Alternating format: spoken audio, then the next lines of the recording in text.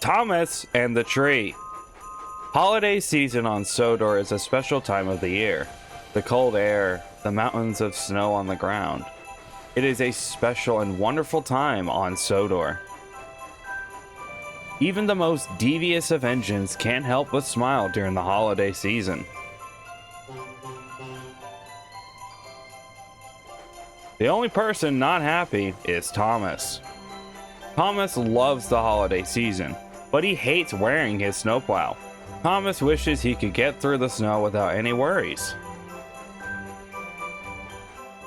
It was Christmas Eve morning and Thomas was waiting for his driver in the sheds. His driver had exciting news. "Thomas," said his driver, "we have been given a special task by Sir Topham Hatt. We are to pick up the special cookies from Brendam Docks. With it is the Christmas tree for the Christmas party." Thomas was excited.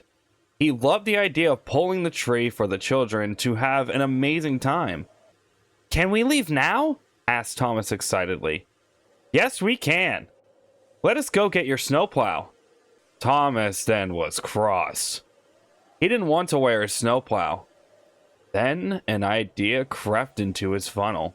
When Thomas left the sheds, he went past the signal to go get fitted. His driver was cross, but hoped that they wouldn't get into any trouble. Thomas arrived at the docks without any issues. He saw the flatbeds with both the cookies and the tree. The tree was split up into different boxes, and the lights and decorations were in smaller ones. Salty pulled up next to the train covered in Christmas decorations. "Argy, matey," said Salty. "I reckon ye are here for the Christmas delivery." "Hi, Salty," said Thomas. "Yes, I am. I need to hurry quickly." Salty then noticed that Thomas wasn't wearing his snowplow. "Are ye gonna pull this train? We made it to where the old tree here would be in between, so ye can protect it better and to have it not affect your plow." "Don't worry, Salty. I'll go fast and careful before the snow piles up too high." Thomas coupled up to the flatbeds and had the most smug look on his face. "I knew I didn't need a snowplow to come get this." He then puffed away for the big journey.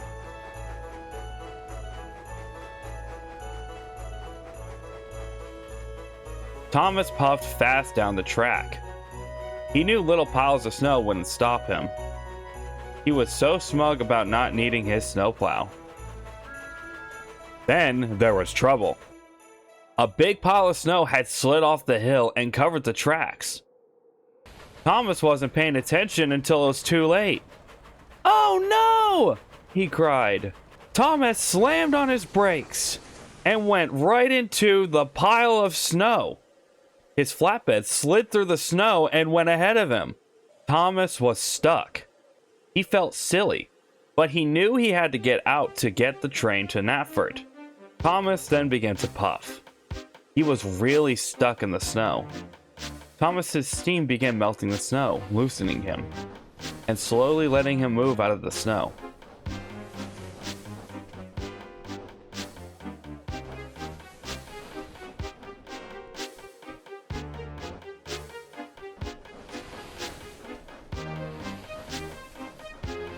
He kept puffing until he was finally able to break free from the pile of snow.